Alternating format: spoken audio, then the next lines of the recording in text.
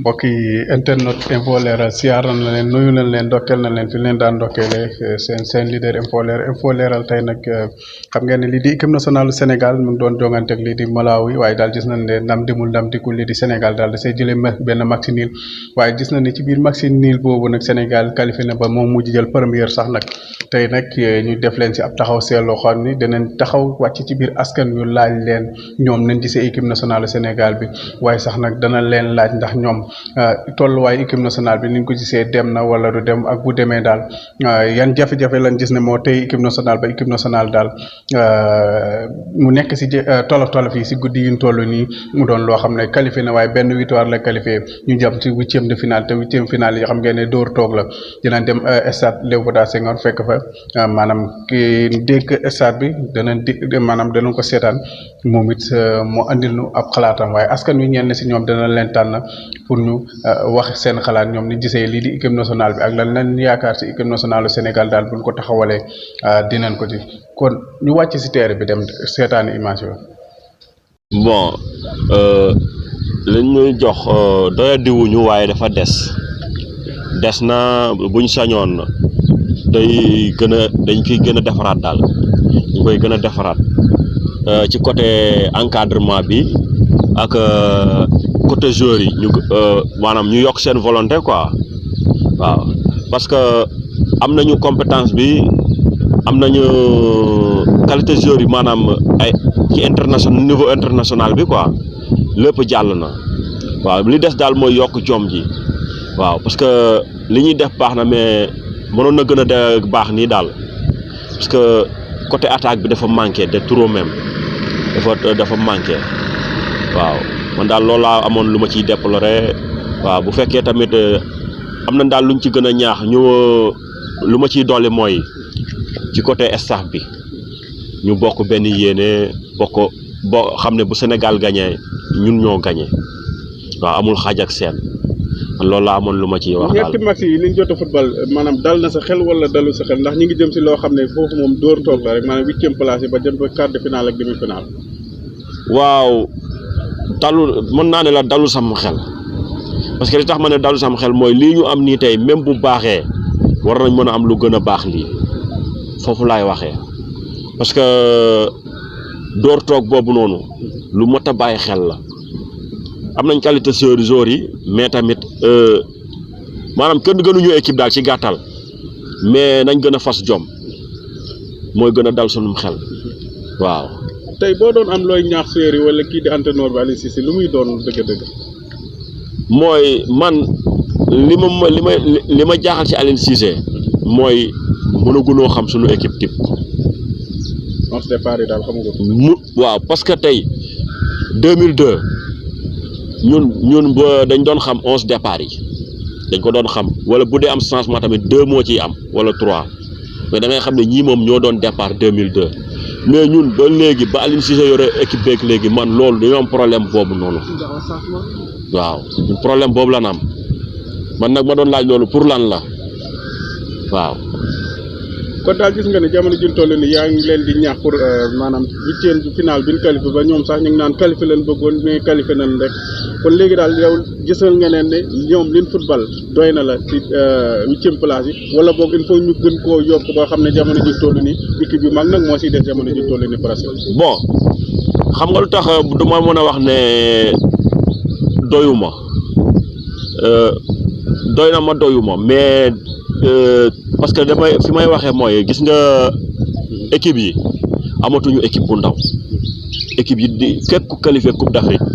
dootoo équipe bu ndaw. parce que Gambie wane na ko. jeex na foofoo tax may foofu laay waxee boo gisee man tamit doyadiwuma ci qualité équipe yi laay wax amatul équipe bu ndaw foofu laay waxee mais ñoom ñëpp ay équipe lañ. mais Sénégal dafa bokk ci équipe yi nga xam ne nii tey équipe yu mag la maanaam boo dee wax 5 équipes type yi maanaam yi gën a mag boo ko doon xool tey boo waxul Sénégal pay nga ne 2 waaw kon mun war na noo mën a gën a romb fii ñu ne. est-ce que gëm nga li gars yi gëmloo Sénégal mooy favori moo jël première ci Afrique booy xool bu génnee sondage bu ne mooy jël première est-ce que loolu yaakaar nga ne lu nit war a sukkandiku la ba équipe bi daal nga teg ko personne boo xam ne da nga naan kii daal dafa war di gagné toujours rek. waaw Sénégal mooy paie mooy favori yooyu mun nga ne mooy favori mais du tee nga gën a ñaax sa bopp mooy favori rek nekk ci toog nii mooy favori du ay làmmiñ day ànd ak compétition waaw wane sa bopp parce que booy xool ñun dañoo juddu ñëw fekk Sénégal di participer CAN defe naa ci boobu ba léegi bu fekkee am na ci yu mus sa dem man fàttaliku moom day qualifier chaque année mais musunoo am trophée dañuy dem ba final ñu éliminer wala quart de finale loolu war nañu éviter loolu te ñi koy jël que damaa xool man ñi koy jël dàquñu laa football booy xool ñi koy jël seeni joueur ñi ci ëpp ay logo la ñuy doon surtout pourquoi ñoom ci ñun ñi nga xam ne suñuy joueur yëpp ay international lan mënunoo jël coupe bi loolu jaaxal na ma man. ñu jeexalee ponk bi. waaw gis nañ ne Sénégal yu bëri ñu ngi koy jàm tuuna ne est-ce que équipe nationale bi daal amul ñu ne si gannaaw di ko xeex si wàllu musique yow da ngay dëggal loolu wala da ngay xeex ne loolu sénégalais est-ce que am na dayoote pour def loolu. boo déggee ci sama biir wax nee naa la bu Sénégal gagné ñun ñoo gagné ñun ñëpp ndamu Sénégal ndamu ñëpp la foofu noonu loolu laay junj ci ay wax gis nga loolu ñuy wax fekkee am na nan ko bàyyi boole xol yi ñuy benn bu dee amul it nañ ko wan ginnaaw bañ koo déglu te boole xol yi ñuy benn bu Sénégal gagné ñun ñoo gagné ndamu ñëpp la foofu laay dellusiwaat waaw. kon daal yaa ngi ñaax ne deuxième match bi ñu war a am doonte xamaguñ kan ñu war a daje daal waaye yaa ngi ñaax équipe nationale bi daal ne ndam ngeen soxla. ndam lañ soxla ñu gën a góorgóorlu lu ñu doon def pour gagner bu ñu doon def fukk pour gagner nañ ci jot day dool yeneen fukk pour gagner. en tant que nga doon douzième gaynde looy wax ñeneen douzième gaynde yoo xam ne demuñ foofu sax mais ñu ngi si Sénégal te ñu si bëri sama classe bi bu match bi am daal da nga koy mel ni lu ko fuuyal duñ ko seetaan sax. waaw xam nga lu waral loolu xëy na ñoom dañuy décourager. dafa am lu ñu doon xaar te gisaguñ ko bien vrai que li ngay xaar moom la say adversaire di xaar am na ñoo xam ne dañ koy dund sportivement am na ñoo xam ne maanaam mënuñoo supporter défaite am na ñoo xam ne ni doo mënoo leen a blâmer leen maanaam mënuñoo supporter défaite loolu mooy seen problème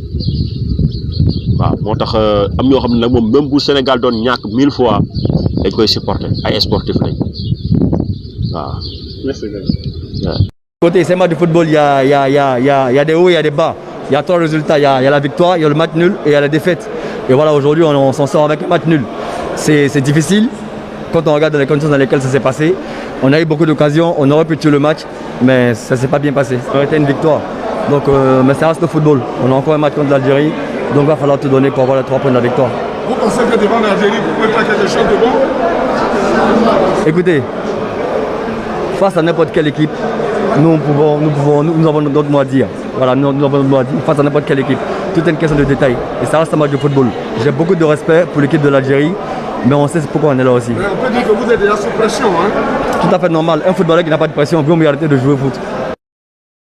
Ouais, ça a été très difficile. On sait que beaucoup attendaient mieux, attendaient 9 points. Mais c'est la magie de la CAN. Il n'y a pas de petite équipe. On sait qu'on a vu des équipes se faire surprendre. Heureusement, le Sénégal ne s'est pas fait surprendre. Il a réussi à gagner un match et faire 2 matchs nuls. On a été une équipe solide, même si je pense qu'on peut encore mieux faire. Je sais qu'il y a beaucoup d'attentes derrière nous. Je comprends les Sénégalais qui sont au pays, qui attendent un plus beau Sénégal. Mais voilà, il faut continuer à travailler. Je sais qu'on est capable encore de mieux faire et on fera mieux, Inch'Allah. Ça, c'est un secret, mais voilà, je sais que beaucoup attendaient de moi. Je savais que ça allait être difficile pour moi parce qu'un mois et demi sans jouer, c'est beaucoup pour un joueur. Mais je ne me cache pas derrière ça. Je sais que je dois mieux faire. Je sais que je dois donner plus de sécurité à cette équipe parce que c'est en donnant de la sécurité à cette équipe que devant, ils feront encore des meilleures choses. Je sais que ce dont les gens attendent de moi et je vais continuer à travailler pour donner ce que le pays mérite. Et je leur demande juste d'être patient parce que voilà, je sais que vous attendez qu'on gagne tous les 3 matchs, qu'on ait 9 points, qu'on survole tout. Mais regardez, la CAN est très difficile. C'est vraiment très très difficile. Il n'y a aucune petite équipe et on l'a vu encore ce soir. Le Malawi nous a mis en difficulté. wala jamono jël premier tour yi jeex na sax na jamono ji toll nii Sénégal am na ci 3 match premier match la am victoire yenn yi ay niil la ko tegle. waaw ñu gis deuxième match troisième match ñu ngi doon jàmbat ay blessure ay corona ñoom seen yooyu mais gis nañ ni troisième match bi gis nañ ni presque man nan doo xool mel na Ismaïla Sarr rek moo si manqué mais ba tey ñu gis Sénégal bi maanaam duñ doon séentu si wàllu def ko favori si wàllu maanaam moom mooy première si Afrique ba tey suñu Sénégal bi ñu bëgg ban jafe-jafe nga gis ne loolu moom moo ko andi équipe nationale Sénégal. waaw équipe nationale déjà ñëpp ko gisandoo pratiquement premier tour yi jàll na def na 3 prestations 3 matchs si 3 matchs yi gis nañu daal benn but rek la dugal te sur penalty la et gis nañ tamit jël benn but. c'est vrai que tamit début bi donc amoon na ay tuuti sooxe yi am ay problème corona bi mooy que joueurs yu bëree dina amoon Covid bi léegi pratiquement 3e match bu doon xaar nga xamante ni moo ko Malawi la yaakaaroon na ni Sénégal dina am beneen taxawaay bu gën a war a def parce que pratiquement Aliou Cissé mi entraîneur bi récupéré woon na pratiquement la majorité de ses joueurs ñëpp kii mais nag li si am solo li si gën a am solo mooy résultat yi moom mooy objectif yi surtout objectif bi parce que l'objectif moo doon ci premier tour bi ñu nekk premier suñu poule ñu dem 8e de finale yàlla dimbali nañu egg foofu ñu am loolu atteindre objectif boobu mais pas su niveau de jeu bi ñu doon xaar pour que Sénégal dugal ay buts yu bëri ak potentiel bu mu am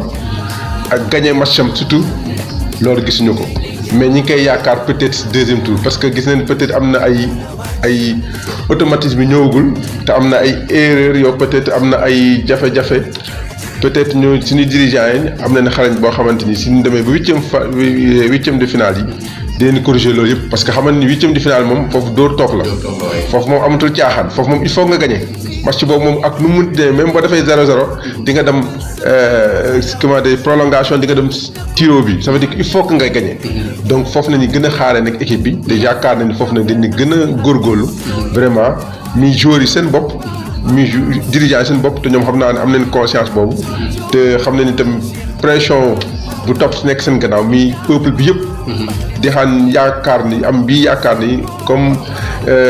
2017 éliminé nañ quart de finale 2019 dem finale 2022 bi nag yaakaar na nag dina gagné coupe bi incha allah. dinañ gagné li gis nañ jamono si tool yi même joueurs yi génne nañ addu mooy entraîneur bi ñoom daal li ñu gënoon a favori mooy nañ qualifié leen jël premier tour. est-ce que nga yaakaar ne loolu Sénégalais yi maanaam seen tolluwaay boobu ñoom ñu ngi koy xaar ndax Sénégalais yi est-ce que gisul ne équipe yi war a daje da leen di war a doon même bu dee score bu bëriwul sax 1 bi wala 2. loolu moom dëgg la parce que bu ñu nekkee première équipe africaine ci classement FIFA nekk 20e au niveau mondial lépp dañuy xaar ne Sénégal équipe bu mu mun dajal war na ko mën a dóor parce que Malawi mun mun ji dajal ñoom ñooy 129e mondial nga nekk premier mondial ñoom bu ñu defee nii pratiquement gis ni match nul la te match bi Sénégal li mu waroon taxaw occasion bi si waroon dafa gisuñu ko boobu tamit dina xaw indi ay doute nit ñi dinañ commencé di naan di werenteeg yooyu naan Sénégal de bu ñu xaar ak bu ñu gis ni bokkul tu vois donc dañ leen ñi ñaan daal mooy que ni 8e de finale yi ñu wane seen vrai visage wane ni carrément place bu ñu jël mi premier en Afrique il faut que ñu dox gëdd te il faut que ñu wane ko donc loolu foofu nañ leen di yaakaar man pour man bokk fi mu leen di apprécier fi mu leen di juger dëgg mooy à partir des 8e de finale parce que peut-être match premier tour bi da nga koy gérer peut-être mën na nga koy gérer tout ça ak yooyu tout ça voilà gën a kii voilà c'est ça mais bii nag bu nee 8e de finale amatul gérer boobu moom gagné di avancer ba jël coupe bi foofu moom nag wax dëgg yàlla foofu bu ñu demee bu luppee foofu ba 8e finale taxaw foofu dañuy xam ni kat loolu échec la foofu mën nañu wax ni carré équipe bi échoué na bu ñu demee 8e de finale ñu toog foofu mën nañu wax ni échec total la parce que fu ñu leen doon xaaree ak fu ñu kii même ñëpp wax na ne objectif bi bii pas président de la République bu ko commencé wax si ñëpp ak Sénégalais yëpp 17 millions Sénégalais yëpp quoi objectif bi pas mooy gagner coupe bi. est-ce que nekkul pression bi ñu leen teg noonu moo maanaam mooy Aliou Cissé ki goneem est-ce que du pression boobu moo leen sonal jamono ji ñu toll nii ba match yi bu ñu si duggee ñu am problème ndax coupe bi ngeen fas yéene jëlee te ñoom gis nañ fi yeneen équipe yoo xam ne boo Algérie moom léegi waxaale woon ko boobu mooy dana génn. Ghana dem ba génn na. gis nañ ne équipe yu mag yi ñu ngi wàññeeku ñoom ñu doon équipe bu mag est-ce que loolu du leen yokk jafe-jafe ba li war a jogantee dëgg-dëgg di wàññeeku. waaw gis nga haut niveau moo demee noonu daal sport haut niveau. moo demee noonu boo demee ba sport haut niveau il faut nga xam ne gérer pression na gérer stress parce que ñoom joueurs yi déjà ay professionnels mu neen gérer pression ak stress te encadrement technique bi tamit seen biir am na ñoo xamante ni loolu mooy seen liggéey mooy que ñu def de telle sorte que liggéey boo xamante si joueurs yi pression bi ak stress bi yëpp ñu relativiser ko c'est-à-dire que ñu bañ ko kii trop ba xamante ni ils vont jouer avec seen moyens yëpp. tu vois loolu def naa ni warul poser problème. parce que bu ñu nee ay coupe d'Afrique ak coupe du monde ak wala ay championnat yu gën a mag si kaw rek. xamal ni moom pression day am. waaw c'est au niveau moom. mi du football rek même sport ba mënti jël. waaw boo demee ba si au niveau bi rek pression bi même lamb ji ngay gis rek bu naa tëggee lamb ji mag mu bëri seen bopp. ak ñu nekk seen gannaaw dañuy am pression bu rëy mais pression boobu joueur bi moo koy gérer ba nga xamante ni wala sportif bi moo koy gérer ba nga xamante ni du poser un handicap si li muy war a def ay résultat bu mu war a am. donc defe naa ni ñoom am nañu xarañ boo xamante ni ak matukaay yoo xamante ni yëpp dinañ ko jël en compte pour que préparer joueurs yi te xamante ni mu am préparation mentale boo xamante surtout préparation mentale bi ak psychologique bi dina leen permettre pression bi dañ koy dindi teg ko fële ñu duggee ci match bi nag ñu def seen jom def seen fulla def seen fayda wane seen bopp mën a gagné.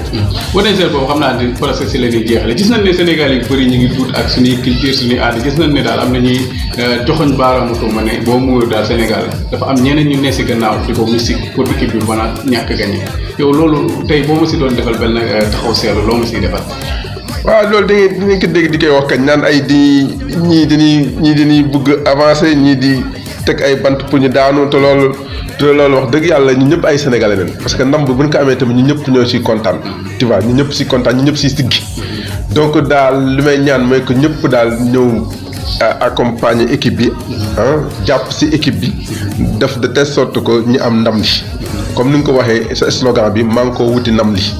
donc bu ñu slogan boobu bu ñu ko ñëpp jàppee. li maa ngi ko diisul nag nga yaakaar dëgg. slogan boobu diisul. slogan boobu diisul maa ko ma ñëpp jàpp ñëpp nekk benn wuti ndam li. moo ko ça veut dire que ñun ñëpp dañu war a bàyyi suñu comment dire naan suñu divergence yi ñaan bokk ñi lii wala bokk ñi lii ñu ñëpp war a bokk mbooloo nekk benn pour dem ndam bi indi ko Sénégal parce que ndam bi bu ñu koy indee Sénégal dootu ñu xam ne kii fii la bokk wala kii fële la bokk wala kii lii wala kii la ñëpp si kontaan ñëpp si siggi ñëpp koy feete donc loolu la daal man dañuy wax naan ay ñii dañuy mystique di yàq ñoon fekkee loolu am na man ne ñoon dund ay sénégalais xanaa fekkee loolu am na ñoo xamante ni dafa dëgg yàlla dañuy ñëw naan dañuy dem di yàq ñooñu seen nationalité sénégalaise war nañ ko xoolaat des na parce que képp kii sénégalais nes ko da nga war a nekk un patriote boo nekkee un patriote mais da nga bëgg sa réew lépp li muy yëngatu da nga si war a jàpp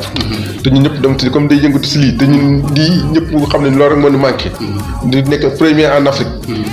pour que vraiment titre boobu ñu mérité ko lii rek moo ñu manqué kon ñun ñëpp dañ si war a jàpp vraiment pour mu ñëw Sénégal. ñu jeexate wu nga supporter te nga doon supporter doon du seen gaynde gis nañ ne supporter yu bëri si Sénégal daal bu match amee dafay mel ne du koy soofal na naan man daal ma leen doxee sama yitte moom a gën a bëri équipe nationale bi daal boo muyutul buñ ko dóorati nii rek lay gay tey boo leen doon ñaax loo leen di ñaaxee pour ñu taxawu équipe nationale Sénégal si leen gannaaw.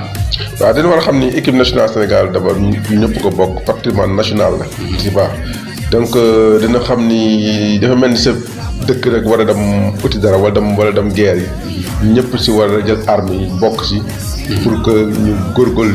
supporter pour ndam bi ñëw Sénégal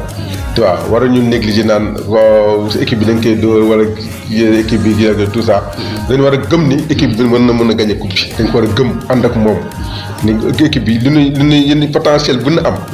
bu ñuy xool si le plan individualité rek bu ñu xool si football bi si kayit bi fekkoon si kayit rek la yem Sénégal moo raw tu vois moo nekk si kanam mais nag si terrain bi il faut ñu jëfee ko wuti ko te Sénégal yi tamit dañ soxla joueur seen bopp dañ soxla supporter yi nekk seen gannaaw jàppale leen pour que ñu mën a indi ndam ci donc daal dama bëgg dëgg ñëpp jàpp si li may lancer comme appel daal na ñëpp jàpp si équipe bi ñëpp gëm équipe bi ñëpp vraiment liggéey si loo xamante ni ñaan surtout ñaan pour que ndam li ñëw Sénégal. voilà looy tàggatoo ñu fekk la fii di stade Léopold Senghor te xam nga ne jongante yu bëri am na fi yu am solo am na fi Sénégal jël na fi ndam yu ne waaye jël nañ si défaite yu ne ba qualifié maanaam Coupe d'Afrique 2012 92 yaakaar naa fi leen ko defee woon final bi jamono yi ñu toll léegi looy tàggatoo yow. li may tàggatoo mooy que ni rek d'abord di gërëm ñëpp di sant ñëpp. di wax ni comme ni nga wax stade Léopold Sédar Senghor vraiment c'est un stade mythique boo xamante ni am na histoire bu rëy bu fa am histoire bu sport Sénégal parce que gis nañ fi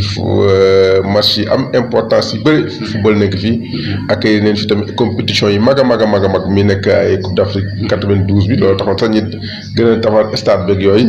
gis nañ fi tam si loolu si wàllu athlétisme tamit ak nañ fi ay meeting yi mag a mag si wàllu bëre lutte ak nañ fi ay combat de lutte yu mag a mag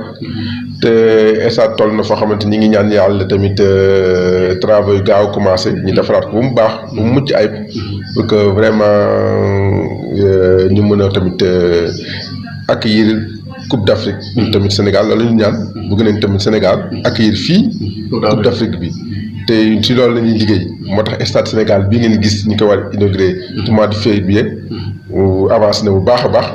bu ci yokkee tamit. tardement gis nañ ne yéen Afrique maanaam réewu Afrique yi bu ñu ko organisé ñaari yoon maanaam bu ñu ko organisé ñetti yoon ñu si bëri organisé nañ ko ñaari yoon loolu seen démarche moo xaw a yéex wala boog Sénégal moo pareegul dëgg-dëgg pour mën a organiser léegi Coupe d'Afrique. Coupe d'Afrique xam nga bu ñu ko war a organiser dëkk bu ko war a organiser. donc dafa war a am fu mu war a jaar yu bëri dëkk bi dafa war a pare si plan yu bëri. te gis na ne vraiment ñun si wàllu infrastructure. état bi dafa si moyens mosul am fii booy gis di si année yi ngay mujj gis yëpp. su ne infrastructure sportive rek. gis nañ état yu moyens yu mu si def gis nañ arène nationale taxaw gis nañ Dakar Arena taxaw stade Sénégal yi nii taxaw gis nañ dégg nañ stade bi ñu war a réhabilité si du nekk Dakar rek mais si biir région yi parce que mi Ziguinchor mi Kaolack mi Diourbel mi Saint-Louis dina war a defaraat stade bu mu nekkaat stade yu baax donc loolu ak du pour accueillir Coupe d'Afrique c'est pas seulement stade yu baax mais dafa war a ànd ak tali yu baax moom mooy infrastructure routière yi il faut que mu kii transport bi il faut mu taxaw infrastructure hôtelière yi hôtel yi il faut mu am hôtel yu baax yoo xam ne dina mën accueillir nit ñi yëpp te loolu yëpp gis nañ si ay jéego yu mag yoo xamante état bi def na ko gis nañ fi tamit terre boo xamante day yombal accès bi fële au niveau de Diamniadio yëpp loolu may wane ñi ngi pare nañu presque mën nañu wax ni pare nañu pour mën a accueillir Coupe d'Afrique loo gis nag ak ay temps donc temps bi mu nekk nii gis nañ daal Sénégal war na pare pour mën a accueillir donc une grande compétition de niveau mondial muy Coupe d'Afrique bi si at yi di ñëw ñu ngi siy liggéey bu baax te am na si yaakaar bu baax ne si ñëpp jàpp rek lépp incha allah dina baax bu neexee yàlla. merci beaucoup. kon ñoo ko gisandoo mu doon ay Sénégalais yi génnee seen i kàddu wax ku ne rek da ngay gis ne kii ndamal Sénégal la bëgg waaye dafa bëgg lii di Sénégal am victoire waaye dafa bëgg Sénégal gii sax nag mu doon Sénégal goo xam ne ku ñoŋ lay doon mu doon Sénégal goo xam ne lii di Coupe d'Afrique maanaam dina ñëw fii ci Sénégal ñu mën koo feete ñu mën koo ndamu ndax koo si wax ku ne daal loolu ngay liir si moom loolu ngay gis ne moom mooy bëgg-bëggam ñun ñi loolu mooy suñ bëgg-bëgg ba 12e gaynde yi loolee suñ bëgg-bëgg kon daal ñi ngi ñaanal lii di équipe nationale Sénégal daal si kaw ak si kanam ba 8e place bi ñu war a jongante ñu am si ndam bu sedd guy waaye sax yeneen yi muy quart de finale demi-finale ba finale lii di Sénégal daal jël ko kon daal seen leader info leeral di leen di wax dara du leen umpa toujours ni ngeen ko bëggee ni ngeen ko kiyee maanaam jaamu seen soxla rek lañ fi nekkee jamono jëm toll nii di ñaan ngeen di abonné tey aimé tey partagé ndax dana doon loo xam ne dina nu gën a ñaax pour ñu gën a mën a amal liggéey bi ni mu gën a ñoŋee kon loolu la leen defaloon benn taxaw seetlu boo xam ne bu am solo la maanaam waxtaanee lii di wàllum équipe nationale xool lu si gëllëgoo si ak li si duxut ak loo xam ne daal buñ ko defee Sénégal dina mën a jël ndam gis nañ ne ay kaddu yu am solo wàcce na fi mu kaddu yoo xam ne yu am njëriñ la mu doon kin ko muy sun gan kin ko jeexale muy directeur maanaam ki jiite stade Léopold Sédar Senghor gis ngeen kaddu yi génnee mu doon kaddu yoo xam ne am solo la mu doon xëy na nag moo joxe ngànta pour bu nu wanee ay image am waaye daal wax ji rek am na solo bu baax a baax ki ne woon si téngin bi Matar la ku ko réalisé Moustapha la ki doon addu Dame Sarr kon mbokk yi asalaamaaleykum wa rahmatulahi taala wa barakatu ba beneen yoon ñu ñëwaat si beneen émission boo xam ne bu am solo lay doon jërë ngeen jëf.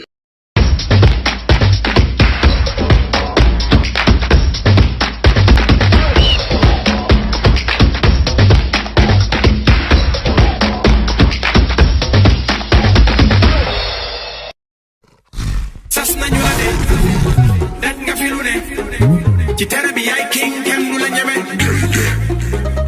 sas nañu la de daj nga fi lu ne ci tere bi yaay king kenn du la ñeme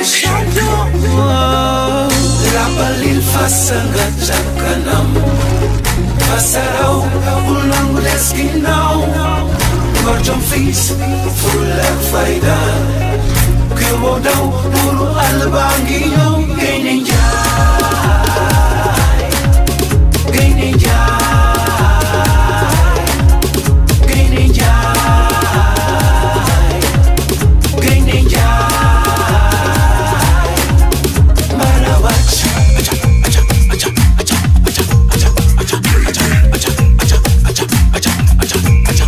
noo fi man na nga wane sa ngëm cooki ba fin génn ci lëndëm maye bi nga sol mën a sigil bi der groupe bi bul maye dara di ñoo ko moom yoon mi dafa leer moytu bu yi abi du la faral stade bu fees du dees yow yaa ko rees defati wees sa doon doole bu bees bu faale yees lu bu kan ak bees bal bi ci kaw ñu bees bu kenn dees na nga fëgg jaax yi gaynde rek a mën lii fi nga mën a jaar ba foqati ndam lii rappalil fasa nga càkkanam fasaraw bul nangu des ginnaaw ngor jom fis full ak fayda ku yóbboo daw buuru àll baa ngi ñëw gaynde njaay gaynde njaay gaynde njaay gaynde njaay mara wàcc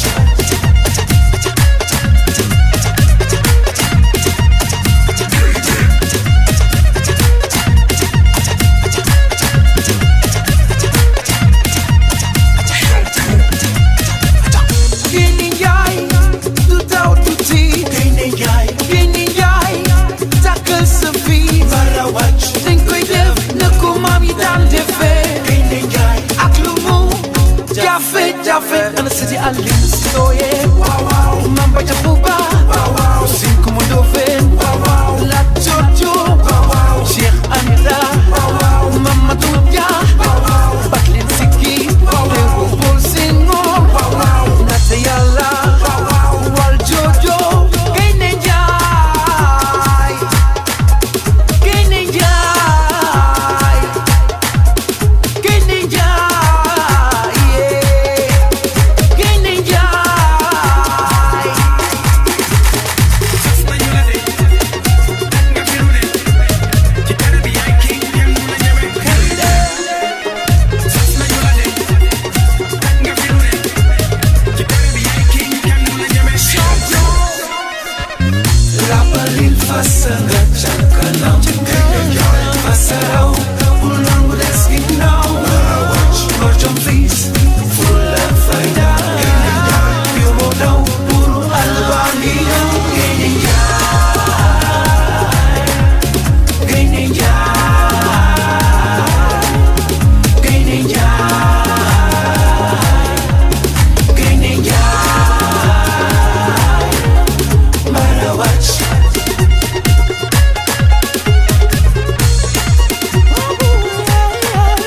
mara wàcc gaynde njaay mara wàcc rappalil fasa nga càkkanam fasaraw bul nangu des ginnaaw ngor jom fis full ak fayda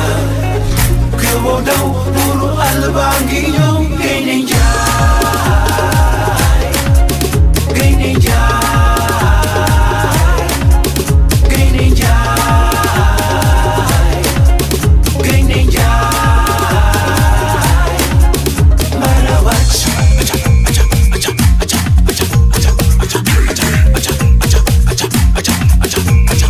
noo fi man na nga wane sa ngëm cooki ba fin génn ci lëndëm maye bi nga sol mën a sigil bi der groupe bi bul maye dara di ñoo ko moom yoon mi dafa leer moytu bu yi abi du la faral stade bu fees du dees yow yaa ko rees defati wees sa doon doole bu bees bu faale yees lu bu kan ak bees bal bi ci kaw ñu bees bu kenn dees na nga fëgg jaax yi gaynde rek a mën lii fi nga mën a jaar ba foqati ndam lii